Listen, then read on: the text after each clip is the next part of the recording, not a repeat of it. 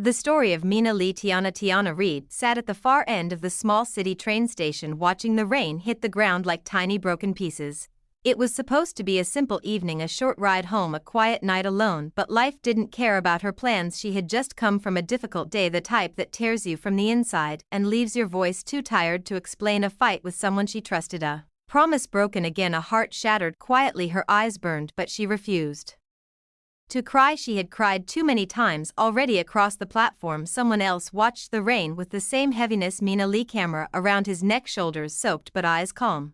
He looked like a man who had forgotten how to be happy but still believed happiness existed somewhere. Their eyes didn't meet yet, but the rain was already bringing their worlds together when the loudspeaker announced that all trains were delayed due to the thunderstorm. Tiana rolled her eyes and pulled her jacket tighter. Mina noticed her, not because she was beautiful, though she was, not because she was crying. Her tears were silent. He noticed her because he recognized the look in her eyes, the look of someone holding pain with too much strength. He hesitated. Should he walk over? Should he stay? His heart made the decision before he did. He walked softly, not wanting to frighten her. You okay? His voice was gentle, almost unsure. Tiana didn't speak. She didn't trust her voice, and she didn't trust strangers, but something in his tone felt safe.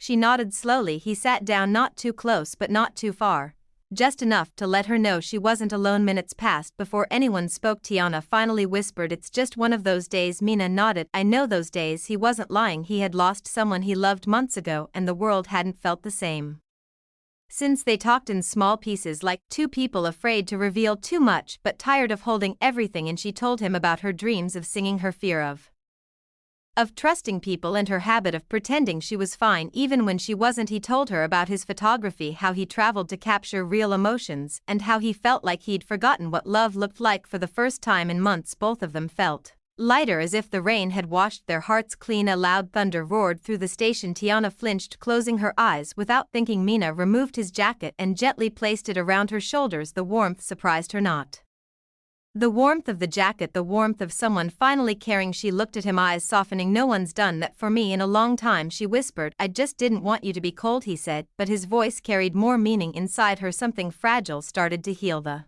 rain continued, but time felt like it stopped. They laughed quietly. Tiana told him about her childhood. Mina shared his favorite Korean dishes. They talked about heartbreak, dreams, the fear of losing themselves. Hours passed like minutes. Other passengers walked in and out. Announcements came and went, but the world of Mina and Tiana stayed still, soft, safe, warm. He looked at her and thought, how can someone look so strong and so breakable at the same time? She looked at him and wondered, why does his smile feel like home? When the storm finally calmed, the train to Mina's destination arrived. He looked at the train, then at Tiana, and made his choice. He didn't move. "You're going to miss your train," she said softly. "I think some things are more important than where I was going," he replied. Her chest tightened. No one had ever chosen her like that. The train left, but their moment stayed. The next train arrived, the one Tiana was supposed to take. She didn't move either. "What if this is just a moment?" she whispered. Mina shook his head gently.